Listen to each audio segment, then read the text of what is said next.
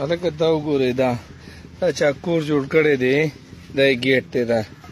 یې پکې ګیټ دی دغه پکې پوډۍ موډۍ دی ته وګوره چتونو ته برختي او ډېر مزېدار کور یې جوړ کړی دی یاره د خاورو لوټو کور بی دا ګیټ دی یاره اورې دا د دې کور ګیټ دی او بیا باقي دننه چې کور ته ورشي نو دا پکې پیله پوډۍ ختي دي ورته وګوره نه دا خو لاندې دا دغه دی وګوره دا پوډۍ دغه دي او دا پکې کمرې شوي دي یارې وینې اوهو دا وګوره دا پردې پرې راخورېږي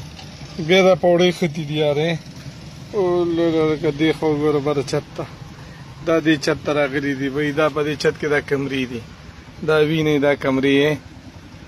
دا کمرې دي دا کمرې دي پکې بیا داسې دا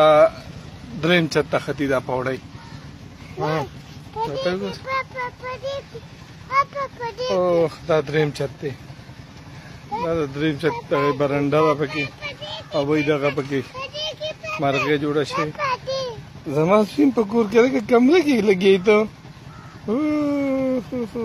ډېر مزېدار کور السلام علیکم ورونو پرون ما دا ویډیو ورکړی و د کسانو وی چې دا په کوم ځای کې دی نو دا چې داسې داسې ډېرونه راشي لنډۍ شاته سړک دی او دا کولا ډېر ته تللی دی او دا یو ماشوم جوړ کړی دی یاره دا ضلع 400 ده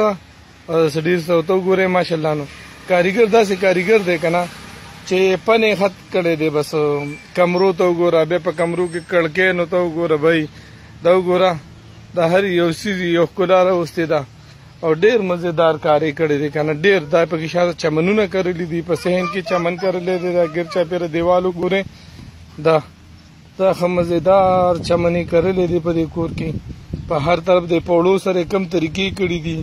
اورې هر کمرې ته خپل خپل کړکۍ ده پرده ده او ډېر ښکلي کار یې کړی دی او دا په دې کورونو کې یاره په دې کورونو کې یو ماشوم دی دا هغه جوړ کړی دا کچه کورونه دي بس ډېر ښکلی کاریګر دی دا لکه د ما ونه ماشاءالله ورته وګورئ نو دې کور ته